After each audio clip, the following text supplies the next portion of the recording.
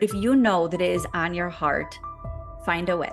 And I promise you there is a way. And the way that you dig in and really feel supported around that is by building a community. So that would be the next thing. If your heart is in it, commit to it. Decide this is what you are going to do and you will figure it out.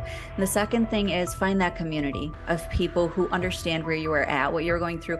Family is amazing. If you have a wonderful, supportive family, that's great. And they probably still don't necessarily understand your unique challenges and what you're going through. I would say find a community of people who are going through a similar thing or who have been there. So whether that's friends who are doing the same thing, whether that's a mentor, whether that's a coach, find your community and really dig in there and lean into them. And do not let vulnerability and fear be a factor when reaching out and asking for help. We've all been there and nobody is judging you for being in that place. If anything, we're cheering for you.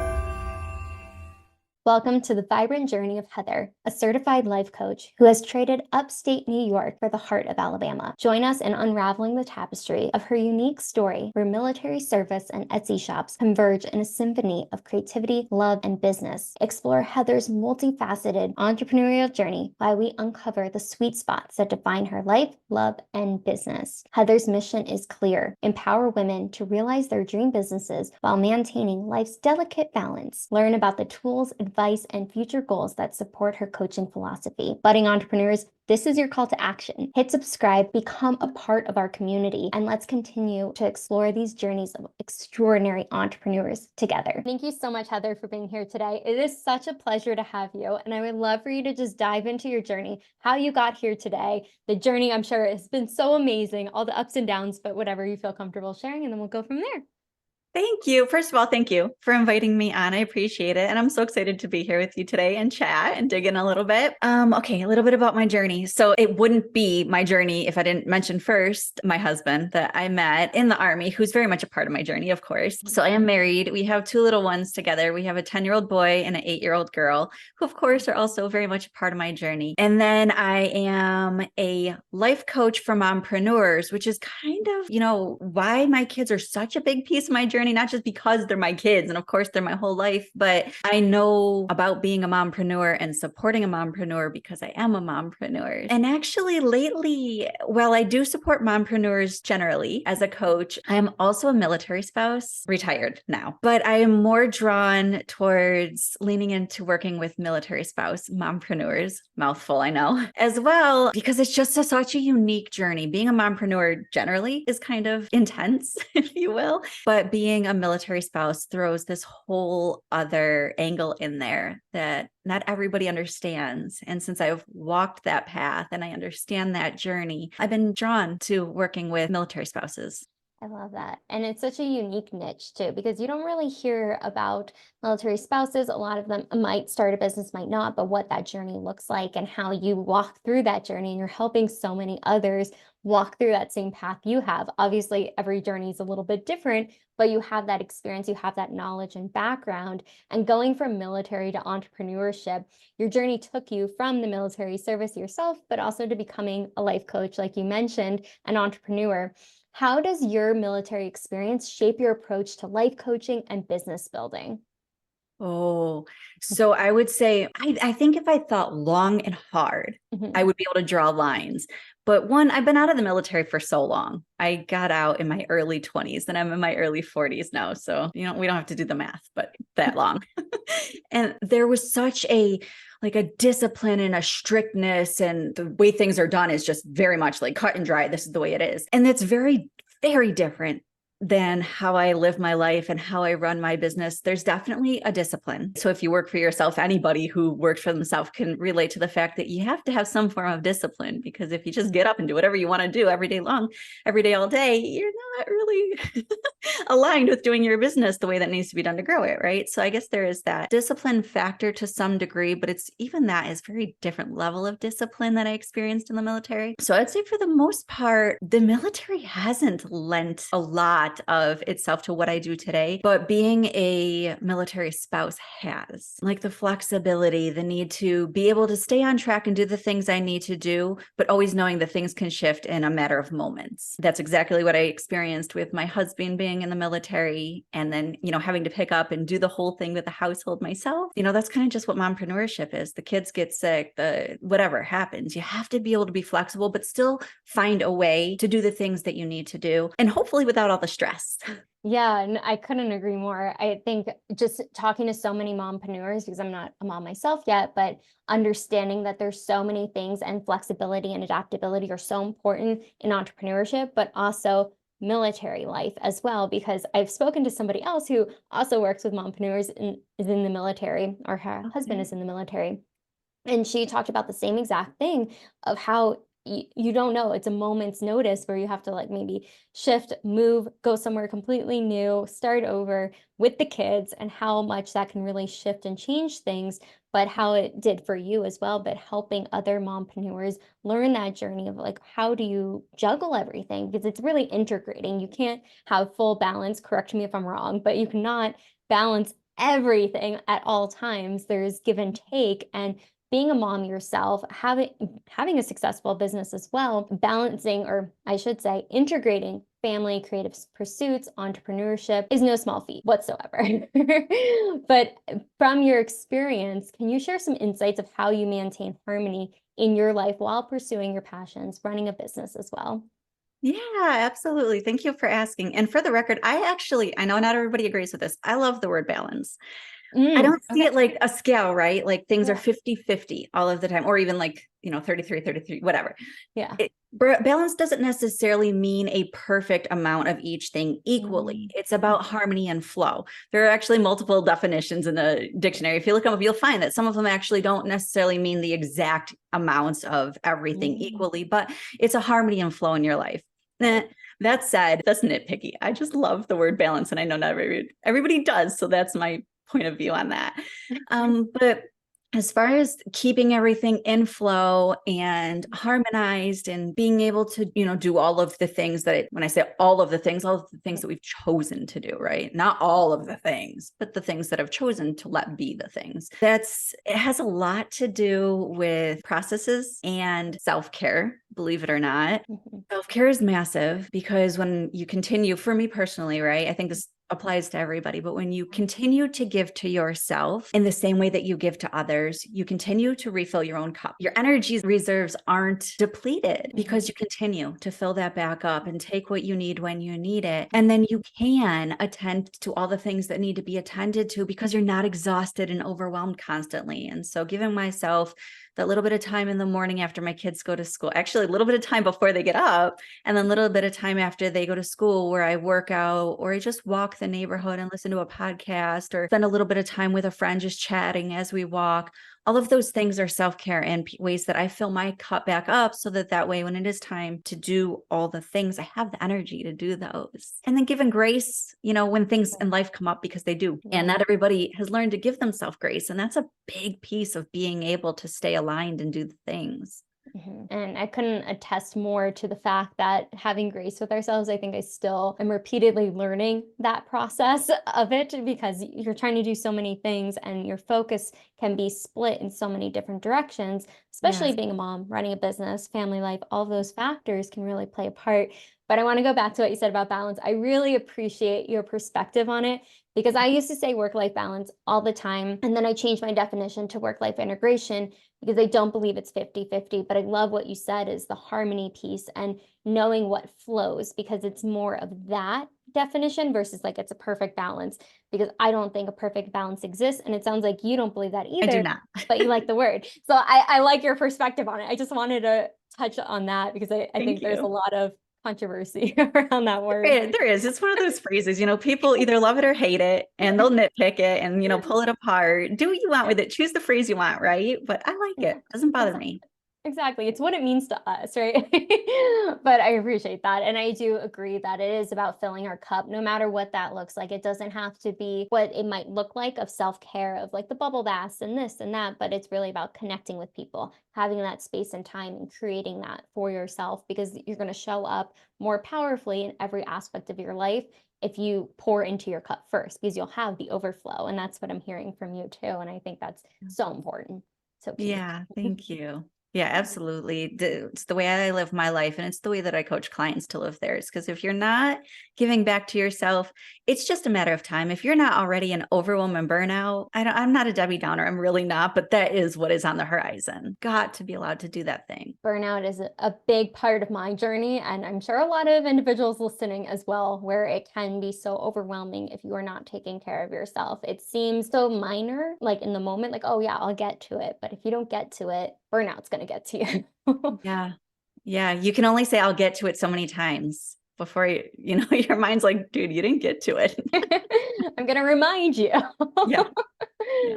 Hi friends, today's video is so special because it's brought to you by our incredible sponsor, Love Sorrow, where your stories meet craftsmanship in the most beautiful way for both men and women. I've recently discovered their custom fine jewelry design. Trust me, it's a game changer. Check out these amazing pieces being delicately crafted. Each one tells a unique tale, and the best part, you can be a part of the design process. With over 50 chain styles crafted from solid metals, you get that timeless piece that is permanent and seamless without a class. Your piece, your style, your story. Love Sorrow, our sponsor, is offering you a chance to enter a world of understated enchantment. Head over to Love Sorrow's store locations in Los Angeles, California, and Boulder and Cherry Creek, Colorado, to begin your journey. Let's do this together with Love Sorrow. Now back to the show. And I just want to backtrack for a little bit, because I know you didn't just go straight from military service, being a wife, all of those factors to entrepreneurship. I know there was a lot of in between, some roadblocks, but I want to talk about the transition from just the creative path that you have. And we didn't get a chance to talk about it just yet,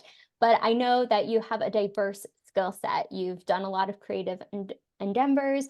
And how did your passion for baking and pastry arts, as well as your love for crafts, continue to shape your entrepreneurial journey? Okay, I love it. So I did go to school after the military. I went into the civilian sector. So I worked for the government. I worked for government contractors, and I went to school for baking and pastry arts during that time. The intention when I went to school for baking and pastry arts was to open a bakery, like a brick and mortar. I was going to have my own bakery. We were living in Northern Virginia at the time. We owned a home. We were going to settle there. And then my husband had this bright idea that he wanted to spend 20 years in the military. It's like, well, it's really hard for me to set up my brick and mortar bakery when we're moving around every 3 years.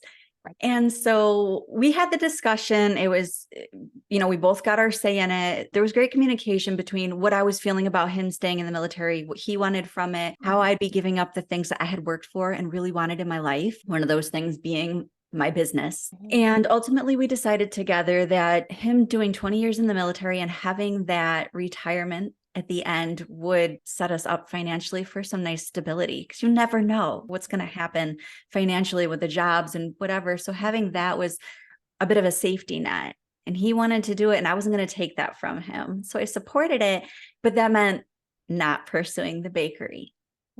So, I did continue to work for a little while after he decided to do the 20 years. And then when we finally got to the next duty station, where we were married by then, and I got pregnant, and I was like, I'm not going to do the thing where we move every 3 years and I find a new job and I try to figure out childcare for the kids. I left my dreams behind. Right now, I'm going to focus on being a stay-at-home mom. And that didn't work out very well. Because I still do the stay-at-home thing, but I was itching. I needed something that was just for me. I was supporting him in pursuing 20 years in the military. I was raising our child. It was just the one kiddo at the time, but there wasn't like a thing that was mine and it belonged to me.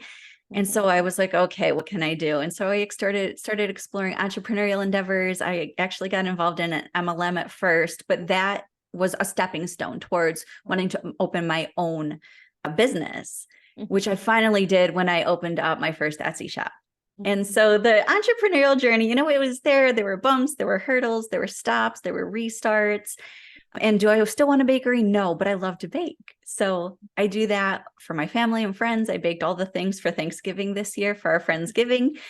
And my kiddos get to learn to bake through me. We do that in the kitchen together for fun sometimes. It's more fun for them than it is for me because I don't like a mess in my kitchen.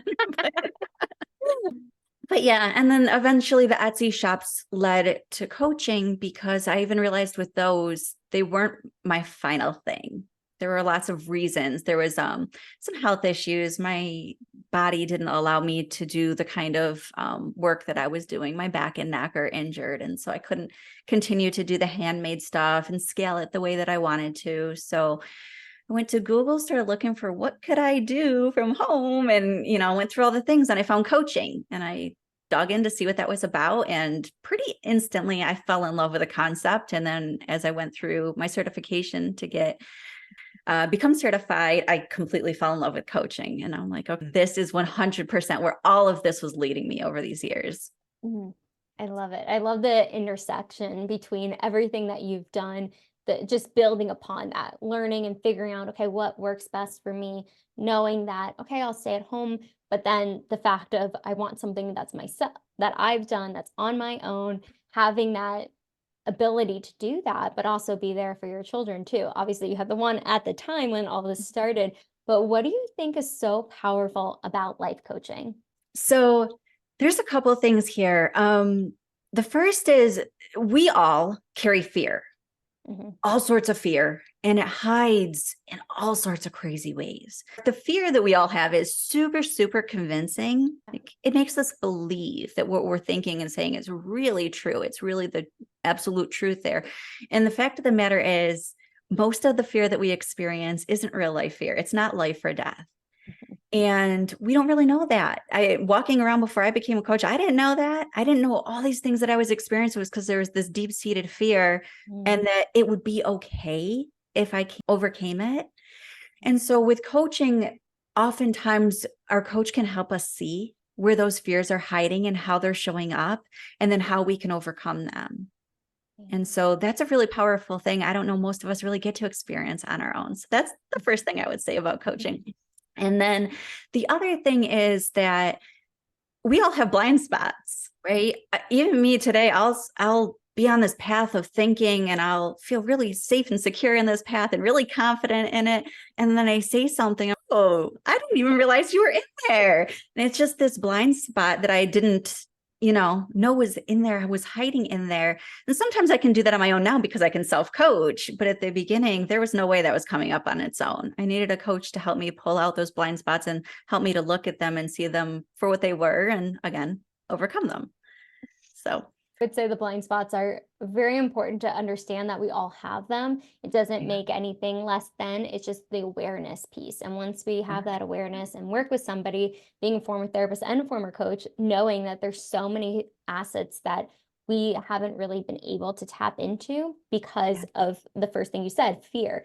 Fear holds us back and doesn't allow us to really see clearly of overcoming something. Because a lot of times, and I can speak personally to this from my experience, and a lot of people that I've done with therapy or coaching, but being able to realize that once you have that fear, once you open it up, a lot of the times it's never going to happen or never has happened. It's just it's the fear of it, and it sometimes can be really debilitating. But if you have a coach asking those powerful questions, having that powerful transformation that you've been able to instill in your clients and continue to do, I'm just really curious, with all of your experience with working with a lot of the women that you help build their dream businesses, because I know that's what you do. What are some of the common challenges that you've observed among your clients and guide them to overcoming these hurdles? I would say some of the biggest challenges, they go back to those fears, of course, and they are the fear of failure is a really big one. The fear of success is also a really big one. We get terrified I've heard clients say this over and over again. They're terrified of being seen, being judged, being ridiculed. What would happen if I put myself out there and I went through this myself too. Some mean person comes along and, does the troll thing. And so fear of success, not necessarily, and then fear of success can come in other forms too, but that's part of it. And then just, it's scary because if you haven't been there, what does that mean? Is that going to change me? Is that going to change how people feel about me? Is that going to change how people see me? And so that fear of success is huge. And that's a massive challenge for mompreneurs. I think all people, but yeah. Yeah, I could see that. And, it's interesting because I feel like I've had the fear of failure, but also the fear of success weighed on me more when I first started, because going from therapy to coaching, it was a really big transformation for me because I was so used to, and this was like 7, 8 years ago when I started that process. And a lot of people are like, what are you doing? You're a therapist. Why are you going to coaching? But now I think more people are open to both and understanding. The more we understand things, the more it sheds light on how powerful both are, separate entities, or how you could have both. I know so many people have therapists, coaches. I mean, I'm one of those people because I think you need everything. It takes a village to work through those things. But I love that you brought up the fear of success, because I don't think it's talked about as much as the fear of failure, because of being seen, being heard. And sometimes it's keeping up with that, because a lot of times once you get to a certain point, there's this fear of like, well, can I continue to do this? Am I going to continue to grow and evolve from there? And I'm really curious, because I know there's been obstacles with your clients of learning through those challenges, learning through moving into just having that success and removing the failures, or thinking that it's okay to fail, let's fail forward. But what have you seen success-wise from your clients that you've worked with, and what's the most pivotal transformation you could share with us today of one or maybe two clients? So one client comes to mind in particular. I hold her very near and dear to my heart, so she comes to mind a lot. But she came, also had a therapist she had a coach and a therapist. So I wholeheartedly agree with you. You can totally have both. They don't contradict one another. We can work very well side by side one another. But yes, she came and there were things that just weren't being addressed in therapy in the same way that we were able to address them in coaching. And so she was amazing, gorgeous, beautiful heart, and very talented, very bright woman, and totally fearful she had a full-time job, but also wanted to have her business on the side, which she had started, but wasn't really thriving in yet. She had the fear of being seen, of judged, of ridiculed, all of those things. And we worked one-on-one, and over a period of months, just built the confidence. So that did look like inserting self-care on a regular basis into her daily life. There was a huge spiritual aspect of that for her. So self-care, I always say self-care has lots of parts: physical, emotional, mental, spiritual, and they should all be considered when, talking about self-care and incorporating it. One of those biggest pieces for her was spiritual, working on the self-love, the things that she was saying to each other, working on turning that inner critic into her cheerleader. So instead of, starting to notice the critical voice to begin with, because most of us don't even really recognize it's running so frequently. It's just there all the time. It's normal, right? But when we start to pay attention to it, we can go, oh, okay, that's not nice. Those things you're saying are not nice. And that really can destroy self-esteem. But when you start to notice it and quiet it and replace it with more empowering things, that self-esteem starts to come back up. And then you start to believe you are the person who can run the business, who can run the household, can show up in the ways you want to, in the way you want to. And all that starts to shift. And it did for her. And it was an amazing journey watching her. And by the end of our coaching together, she was coaching herself on the calls. She would ask me something. And of course, coaches don't give advice, but the client can absolutely still ask questions. And usually, kind of turn it back or reframe it for them and kind of get them to plug in and see what they're feeling about that thing. And she would ask a question. She'd go, what do you think? Well, and then she would coach herself before I could even turn it back to her. And it was amazing. I love stories like that. It just shows that when you do work with somebody, they start to catch the inner dialogue that's happening, or also looking for outside validation versus like turning it back and validating themselves. Just like your client you shared with, she recognized that, oh, wait, hold on, I can answer this, versus asking you. But I love that you always redirect them and be able to help them find the answer, because we all have the answers within ourselves. But having that support is huge, especially when you're starting a business, because it's not always an easy journey. Not everyone's always going to be very supportive of our choices, especially if you've went to college, had the good job, have a full-time job, and you're like, I'm going to start this side hustle or I'm going to start this business. People are like, what are you doing? Yeah. I've heard so many different stories about that, but I think it's beautiful when we do have those people in our corner, the cheerleaders that are like, yes, you got this, but being able to help them realize that. And that's what's so powerful. Just like the first a couple questions ago, I asked you about like, why is it so powerful? It's really understanding that. And I'm really curious, because you've coached so many women building their dream businesses, how do you keep your clients moving forward? Good question.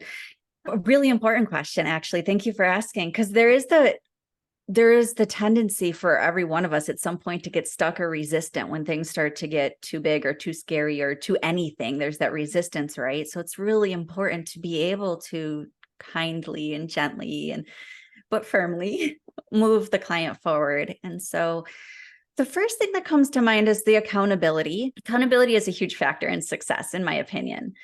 And so depending on where the client is at, right? So checking in between sessions if we need to, holding regular sessions, making sure they're showing up to sessions. If they're not blowing them off or just letting them slide, being kind but direct, like what's going on? What do we need to, kind of digging in there, see, but always keeping them accountable, showing up to the sessions and doing the work in between. And if they're not, then I call it gently confronting. So some people say tough love. I don't think kind of general concept, but in a kinder, gentler approach, right? So again, if they're not doing the work in between sessions, what's going on?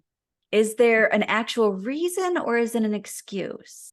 If it is an excuse, what's there? Is there fear that we need to work through? What's the resistance? So the accountability and the confronting with kindness when, they are putting up some kind of resistance, those are huge in keeping a client moving forward. No, that makes perfect sense. And I think a lot of times we do need that push or somebody to, in a nice way, call somebody out of like, okay, well, you're not doing this, you're not showing up. I'm here to hold you accountable to make those things happen. And a lot of times it could be the blind spots, not letting us see fully why we're not doing it, or we're not ready to face something or don't know how to face it. But that's where coaching comes into play, of being able to address those things as well, to move past the things that are keeping us stuck and not building the dream of business. And, I want to take it back to your business, starting your business, the coaching business in particular. What was your drive to even start that type of business in particular? So, like I said, initially I went to Google and I literally was just Googling, what can I do from home? And so, all these things were coming up, and life coaching is one of those things. And the reason why it caught my eye to begin with was because maybe a decade prior to that, I was working a full-time job and not as a 9-to-5 for somebody else. And I had a cousin, a very close cousin of mine, and she was like, Heather, you should be a life coach. You would be an amazing life coach. And it went in one ear and out the other, because I was working for the government at that time. I had a full-time job. I was going to school full-time. I wasn't interested in, doing something new and learning something new. So I didn't really pay it much mind. But then when I saw it there, and I was like, there's something there. Somebody who I very much respected, very much loved, and her opinion meant a lot to me, said to me that was something I should pursue. So let me see what that is about. And when I started reading it, all of the things that I want out of all of the businesses and all of the pursuits I had had up to that point, which was making people smile, bringing joy to people, leaving them better than I found them, just finding a way to brighten somebody's day, all of those things I could find through coaching. And so when I started reading it, it screamed at me. It wasn't just like, oh, that's kind of cool, let me see what that's about. No, it screamed at me. That was the thing. Timing's everything too. And going back to what you said about the cousin saying, hey, like you should be a life coach. I think this seems like a good fit. But it didn't really sink in until their opportunity was like screaming at you, like, this is for you. This is the journey. And when you started that journey, what were some of the obstacles in even getting started? The very first thing was I knew nothing about coaching. I didn't know any coaches. I didn't have a coach at the time. So all of the information was so very confusing, because there's so much out there, of course, that can be great. That could be harmful. So it just depends. But I didn't know if I needed a license, if I had to get certified, who I should get certified through. I found out that, just for clarification, for those who are listening or watching, you don't have to be certified as a life coach. I, however, didn't know how to be a coach. And so I wanted to learn. And so I figured, if I'm going to go ahead and learn, I might as well go ahead and get certified. It says a little something about somebody who has something behind their name to show you where they came from and what their qualifications are. In my personal opinion, that's not a judgment. That's just my opinion on the topic. And so when I started digging into the research, I realized that I did have to did want to get certified, but then, okay, now there's a zillion programs. Which one do I go with? Which one is best suited for me? So it was just a matter of digging through a lot of information, having zero foundation to start with. So it was a lot. And then, of course, when I did start my program, I had to learn to coach while I was in the program. I dove right in. Day one, she had us coaching each other, which was terrifying. And then having to balance that, because then at that point I did have, I think both of my kids were in elementary school by that time, but they're still home. A lot of the other time when they're not in school, they're still home. So finding that balance and doing the work and the homework and the coaching, because you have to have so many hours to get certified. So I was having to learn how to do all the balancing stuff. That can be very challenging, and just learning something brand new, not really knowing how to navigate it. And even just trying to find the right program alone is a challenge in itself, because there's so much information out there, which is why I love that you found what was best for you. You started it, you dove right in.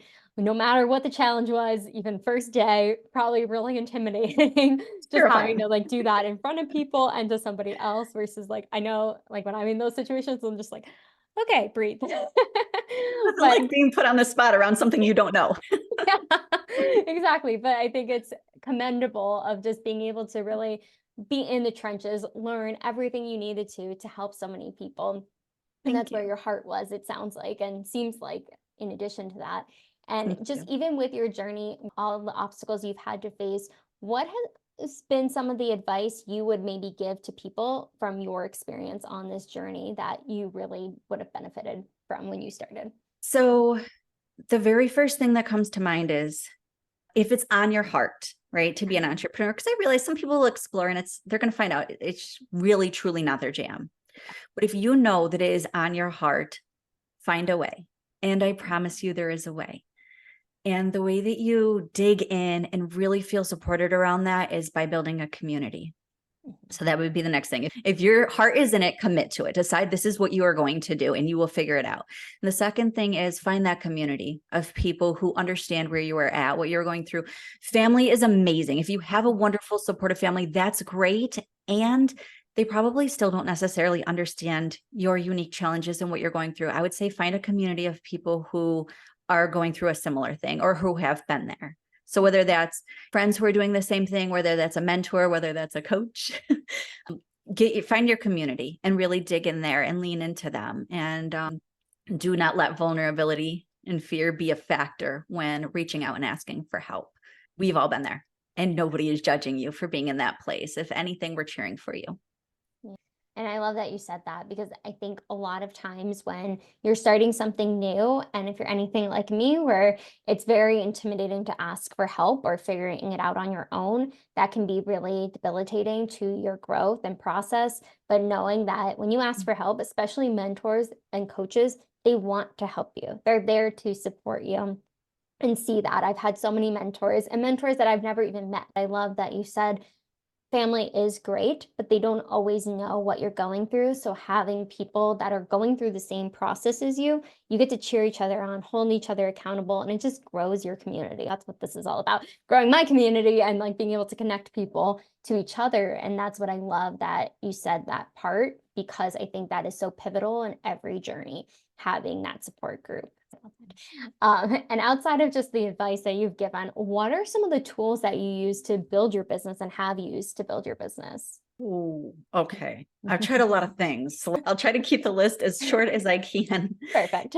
This is another one of those things that's controversial. I have an email list. I think that having that, I personally believe it's detrimental if So I'm not going to dig in too deep here, okay? Because everybody has their feeling on this, but if social media goes down, if you get booted, even if it's accidental, there's the possibility that that can happen. Social media goes away for any particular reason, even if it's just for you, not for everybody. You got to have that list of your followers, people who that you could still find a way to communicate back and forth with. So having that email list, I would say, even if you're resistant to it, just try it. Just try it. Just give it a moment. Okay. So the first thing is that it's creating some emails and building that email list. Oh gosh, there's a zillion tools. So I would say some of the biggest ones, again, you have your business coaches, right? And I think that I'm going to leave the business tools to the business coaches. I coach a client. I coach the whole person. We don't just talk about your business. We talk about what it takes to succeed in your personal life and in your business life and how to be a whole well-rounded person. So some of those tools would definitely be the self-care stuff that I talked about earlier. So my biggest one is the one that everybody, no matter how much money, how much time, how much anything you do or don't have, you can do, is the deep belly breaths. Because that is, in my opinion, one of the absolute best ways to get centered and grounded and calmed. But, a number of other tools that you can build on with that too. Anything that goes along with the self-care is something that I think is essential to building a healthy business and personal life. And I love it. It's just on brand, the whole person, life coaching, all of those things. I love that it just is so synchronized. But going back to the email list, I was one of those people for the longest time that was so resistant to an email list. And my coach was like, you need to have one. This is like important. I finally listened to somebody and got one a few months ago. But with that being said, I think that's really important just to have it. No matter how many emails you send out, but like being able to access your people and be able to continue to stay within your community and be active in it.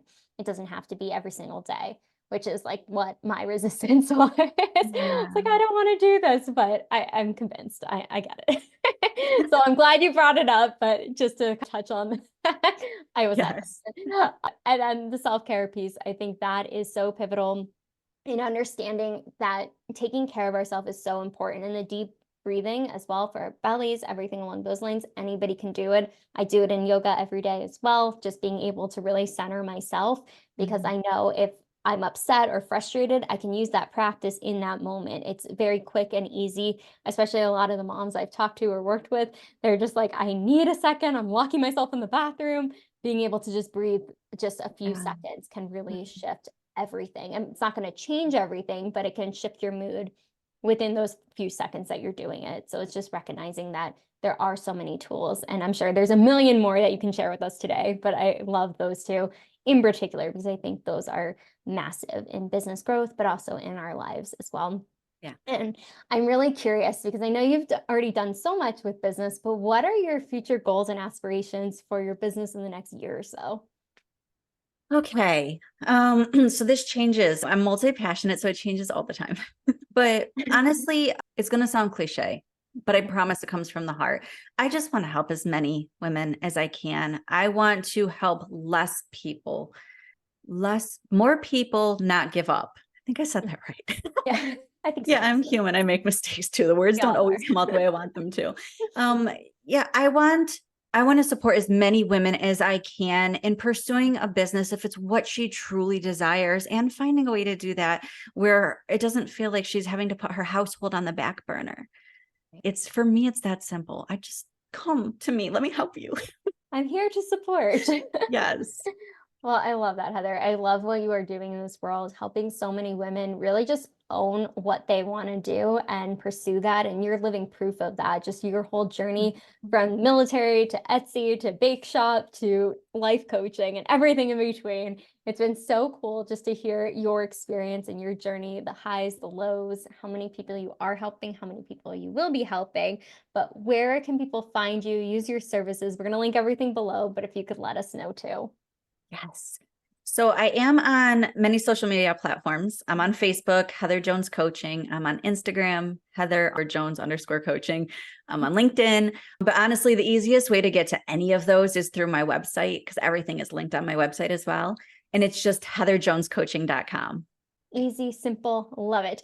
And Simple. everything is one place. I love that too. Makes it so much easier. But thank you so much, Heather, for coming on, sharing your beautiful energy with us, everything you're up to in this world, and how you're just helping so many more women build their dream businesses and having a hand in that. So thank you again for coming on today. Thank you for having me. Absolutely. Make sure to like, subscribe, comment below what was the biggest takeaway from today, and we'll see you on the next episode.